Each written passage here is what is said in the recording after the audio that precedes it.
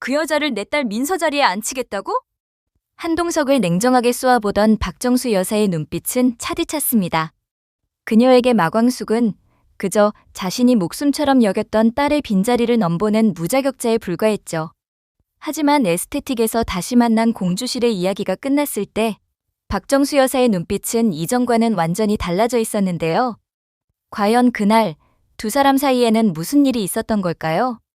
그리고 그날 이후 모두를 놀라게 한 박정수 여사의 선택은 가장 예상하지 못한 방식으로 마광숙을 지켜내는 일이었습니다.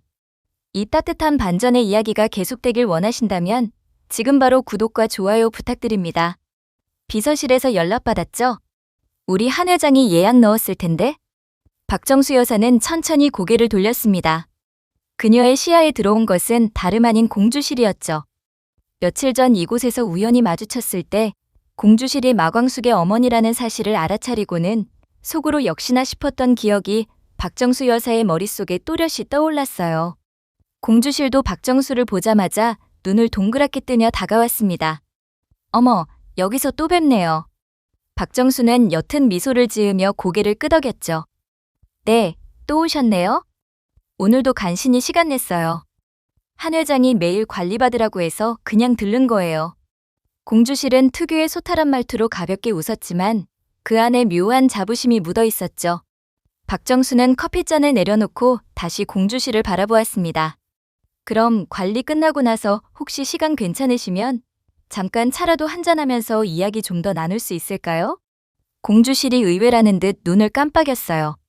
아, 그럼요. 저야 괜찮죠. 박정수는 부드럽게 웃으며 말을 덧붙였습니다. 한 회장 피앙세가 될 따님 이야기, 제가 좀 더 듣고 싶네요. 그 집안이랑 아주 가까운 사이라 괜히 더 궁금해지거든요. 공주실은 밝게 웃으며 고개를 끄덕이고는 마사지실로 향했습니다. 이윽고 호텔 커피숍. 박정수는 공주실의 입에서 예상치 못한 이야기를 듣고 있었습니다. 공주실은 마치 누군가에게 말해주고 싶어 입이 근질거렸던 것처럼 자연스럽게 말을 풀어냈죠. 요즘 술도가 일이 많아서 우리 광숙이가 좀처럼 짬을 못 내요. 그래도 우리 광숙이 참 독해요. 결혼한 지 열흘 만에 남편 잃고 그 이후로 혼자 그 험한 술도가를 지켜냈으니 말 다 했죠. 박정수는 커피잔을 내려놓고 시선을 고정한 채 공주실의 말에 집중했습니다. 시동생이 넷이나 되거든요. 그 집안 형제들 다 따로따로 흩어져 있었는데 광숙이가 한 명씩 불러 모았어요. 죽은 남편 동생들을 그렇게까지 살뜰히 챙길 수 있는 여자가 세상에 또 있을까요? 보통 강단으로는 어림도 없는 일이죠. 공주실의 얼굴에는 뿌듯함과 동시에 지난 세월의 안쓰러움이 교차하고 있었습니다. 한때는 새벽마다 막걸리통 들고 직접 식당이랑 가게들 돌면서 납품했어요. 그거 하다가 눈병 나고 손가락도 덧나고 그래도 딱 한 번도 힘들다는 소리 안 하더라고요. 저도 옆에서 보면서 가슴이 미어졌어요.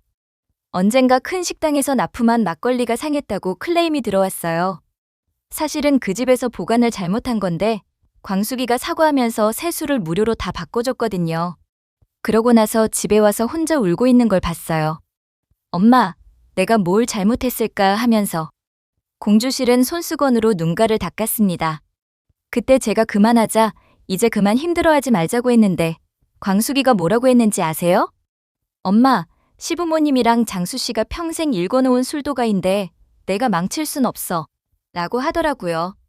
박정수는 여전히 말이 없었습니다. 그녀의 굳은 표정은 마치 자신이 알고 있던 마광숙과는 전혀 다른 사람의 이야기를 듣는 듯한 얼굴이었어요. 그때 술도가 빚도 꽤 있었는데 광숙이가 그걸 다 떠안고 혼자 갚았지. 뭐예요? 그러더니 이제는 직접 만든 막걸리를 미국에도 수출하게 됐어요. 저도 깜짝 놀랐다니까요. 공주실은 마지막으로 깊은 한숨을 내쉬며 말했습니다. 사실 저는 가끔 걱정돼요.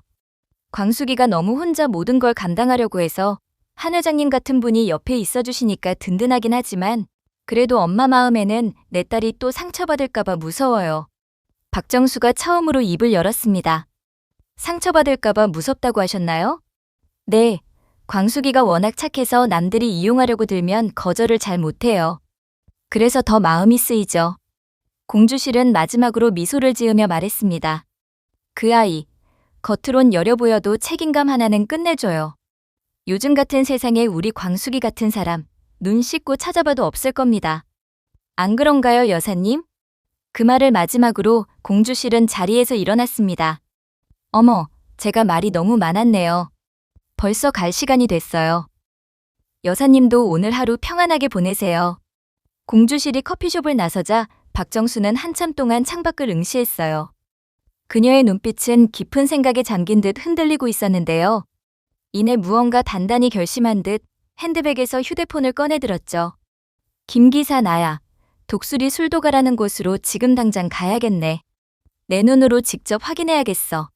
술도가의 정적을 깨뜨리는 건 낡은 기계에서 새어나오는 불규칙한 진동음이었어요. 평소와는 다른 금속성 떨림, 습한 공기 속에 탄내까지 섞여 퍼지고 있었죠. 마광숙은 고무장갑을 낀 손으로 증류기 밸브를 조정하고 있었지만 압력 수치는 점점 요동치기 시작했어요. 이상하네. 왜 자꾸 압이 안 맞지? 마광숙의 이마엔 땀이 송골송골 맺혔고 눈빛은 점점 불안해졌습니다. 그런데 바로 그 순간 문이 열리며 낯익은 목소리가 들려왔어요. 여기가 독수리 술도가 맞나요? 마광숙이 고개를 돌리는 순간 박정수의 얼굴이 보였고 놀란 탓에 밸브를 잡고 있던 손이 살짝 흔들리고 말았습니다. 바로 그 순간 기계 압력 수치가 급격히 올라가며 경고음이 울렸고 증기 배출구에서 흰 연기가 거세게 분출되기 시작했어요. 안 돼, 밸브가. 그녀가 기계를 다시 붙잡는 찰나 찢어지는 듯한 금속음과 함께 증류기가 쾅하고 폭발했죠. 뜨거운 증기와 날카로운 파편이 작업장을 뒤덮으며 마광숙의 비명조차 집어삼켰습니다. 박정수는 본능적으로 입을 막고 한 걸음 물러섰어요. 뿌연 연기 속에서 들려오는 마광숙의 신음소리에 그녀의 몸이 얼어붙었습니다. 왜 내가 여기 있지?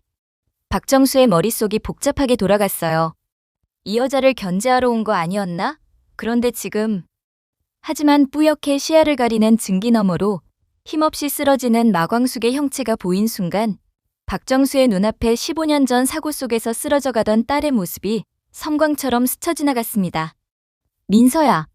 그 순간 박정수의 가슴이 미친 듯이 뛰기 시작했어요.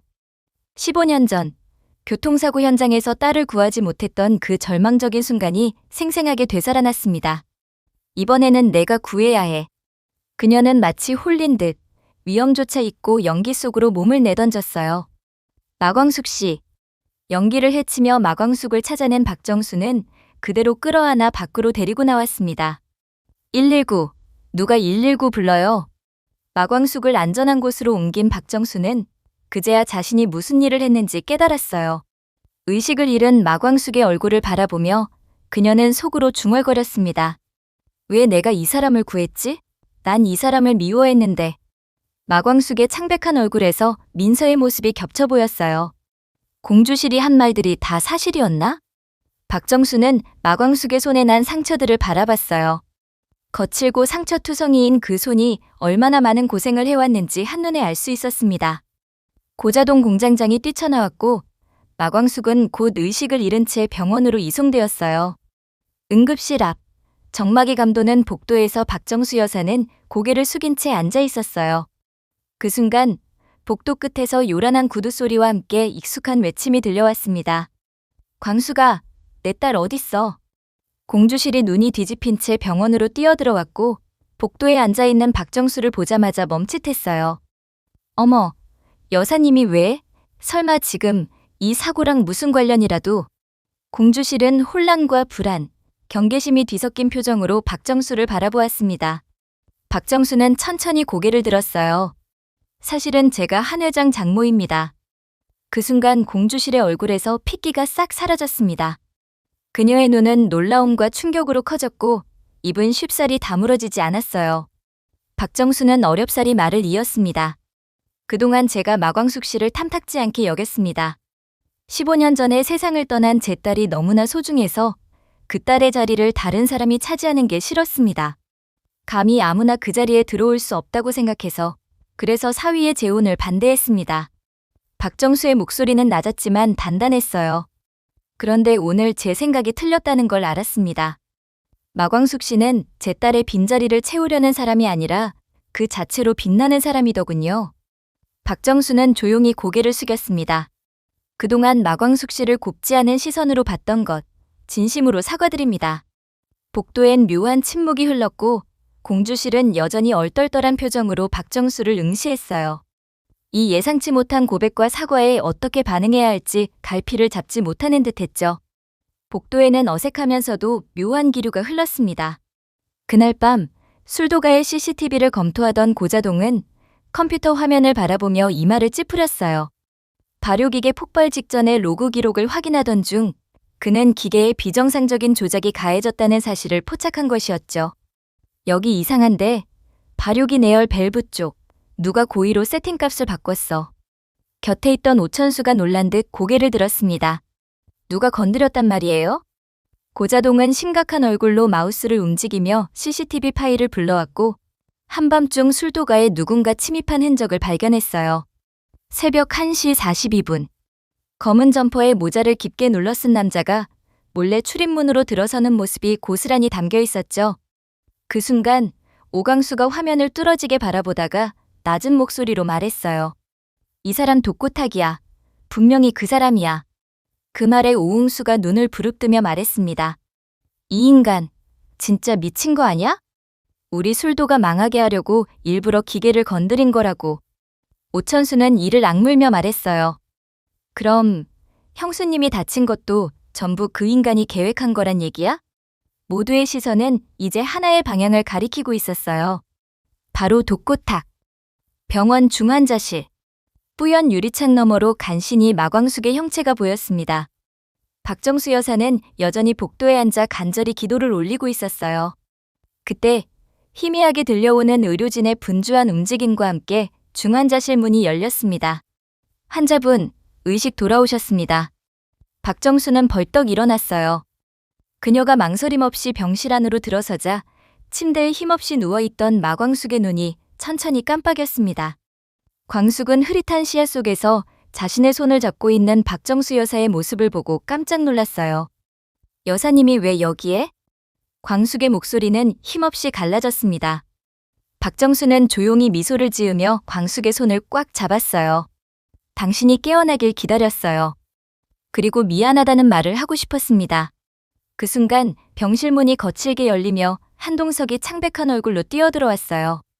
그의 뒤로는 오광수, 오천수, 오흥수가 급히 따라 들어섰습니다. 그들의 얼굴에는 걱정과 함께 억누를 수 없는 분노가 뒤섞여 있었어요. 광숙 씨!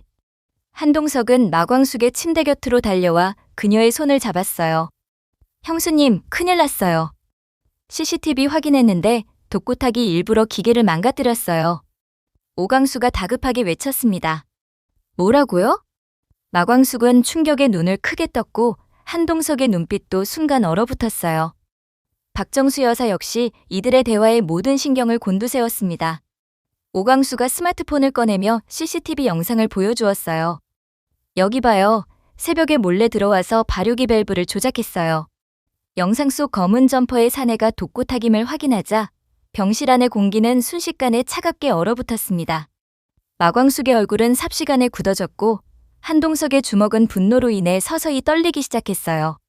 박정수 여사 역시 영상을 보며 눈빛이 차갑게 가라앉았어요. 어제 공주실에게 들었던 광숙의 고난, 그리고 지금 눈앞에서 확인한 독고탁의 비열한 만행이 한데 엮이며 그녀의 심장을 강하게 울렸습니다. 한동석은 마광숙의 창백한 얼굴을 바라봤어요. 붕대로 감싸인 그녀의 손과 팔, 의식을 잃고 창백한 얼굴. 15년 전 민서를 잃었을 때의 그 무력감과 절망이 다시 거대한 파도처럼 밀려오는 듯했어요. 한동석의 눈에서는 이제 연민이나 동정은 찾아볼 수 없었습니다. 오직 차가운 분노와 응징에 대한 확고한 의지만이 타오르고 있었어요. 독고탁, 당신이 무슨 짓을 했는지 똑똑히 보여주지. 감히 내가 지켜야 할 사람을 건드려? 한동석의 낮은 목소리가 병실을 차갑게 울렸습니다. 한동석은 마광숙을, 그리고 이 모든 상황을 지켜보는 박정수 여사를 번갈아 바라보며 굳게 입술을 다물었어요. 한편 자신의 범행이 발각될 것을 직감한 독고탁은 이미 이성을 잃은 듯 술에 잔뜩 취해 있었어요. 그는 비틀거리며 장미애에게 전화를 걸었습니다. 여보, 나 이제 끝이야. 모든 게 다 들통났어. 그의 목소리에는 절망이 가득했어요.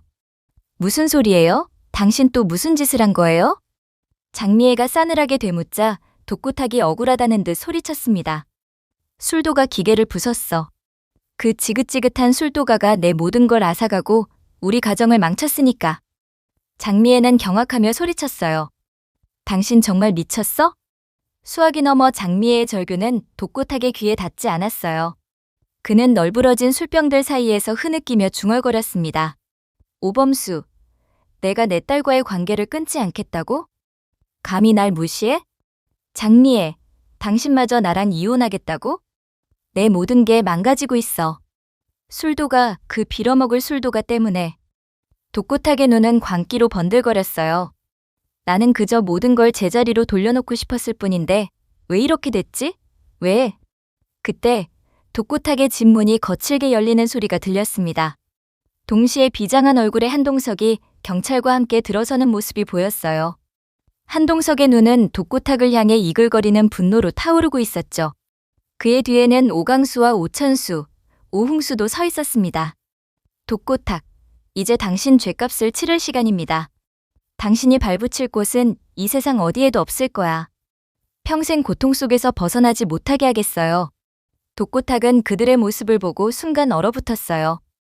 그의 술 취한 눈동자에 공포가 서리기 시작했습니다. 그의 파멸이 코앞으로 다가왔음을 직감한 순간이었어요. 경찰들이 독구탁에게 다가서자 그는 흐느끼며 뒷걸음질 쳤습니다. 아니야, 나는 아무것도 몰라, 제발.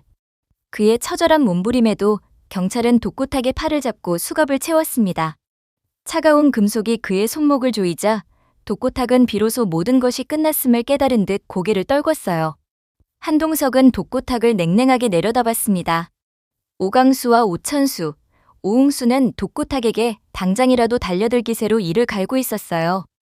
회장님, 이제 끝난 거죠? 오천수가 울분에 찬 목소리로 물었습니다. 한동석은 무거운 한숨을 내쉬며 고개를 끄덕였어요. 이제부터 독구탁이 저지른 모든 죄를 밝혀내고 그 대가를 치르게 할 겁니다. 경찰에 연행되어 나가는 독구탁의 뒷모습을 보며 한동석은 굳게 입술을 다물었어요. 술도가 사건은 단순한 사고가 아니었고 그 뒤에 숨겨진 독구탁의 오랜 악행은 이제 막 수면 위로 드러나기 시작한 것이었어요. 며칠 후 마광숙은 중환자실에서 일반 병실로 옮겨졌습니다. 그녀의 회복 소식에 독수리 오영재는 물론 박정수 여사도 안도했어요. 박정수는 매일 병실을 찾아 마광숙의 곁을 지키며 진심으로 그녀를 보살폈습니다. 처음에는 어색해하던 마광숙도 점차 박정수의 진심을 느끼며 마음을 열기 시작했어요. 여사님, 마광숙이 조심스럽게 박정수를 불렀습니다. 박정수는 조용히 미소 지으며 마광숙의 손을 잡았어요. 광숙 씨 괜찮아요? 아픈 데는 없고? 네, 덕분에요. 마광숙은 환하게 웃으며 박정수의 손을 맞잡았습니다. 두 사람의 손은 따뜻하게 맞닿았고 그 온기는 그동안의 오해와 불신을 녹여내기에 충분했어요. 한동석은 마광숙의 병실에서 나오며 박정수에게 깊이 고개 숙였습니다. 장모님, 광숙이 곁을 지켜주셔서 감사합니다. 무슨 소리야? 이제 내 사위의 아내이자 우리 손주들의 엄마가 될 사람인데 당연한 일이지. 내 딸처럼 소중하게 대할 걸세. 박정수는 한동석의 어깨를 다독였어요. 독구탁은 구치소에 수감되었지만 마지막 발악을 멈추지 않았어요. 그는 감옥 안에서도 외부 세력을 이용해 증거를 인멸하고 사건의 핵심 증인들에게 협박을 가하는 등 추악한 공작을 펼쳤습니다. 오영재는 복수를 다짐했지만 독구탁의 뿌리 깊은 악행은 생각보다 견고했어요. 그의 그림자는 여전히 독수리 술도가와 그 가족들을 옥죄고 있었죠. 과연 독수리 오영재와 마광숙, 한동석은 독구탁의 모든 음모를 밝혀내고 완전한 정의를 구현할 수 있을까요? 오늘 이야기는 여기까지입니다. 구독과 좋아요는 제가 이 이야기를 이어나가는 데 큰 힘이 돼요. 끝까지 함께 해주셔서 감사합니다.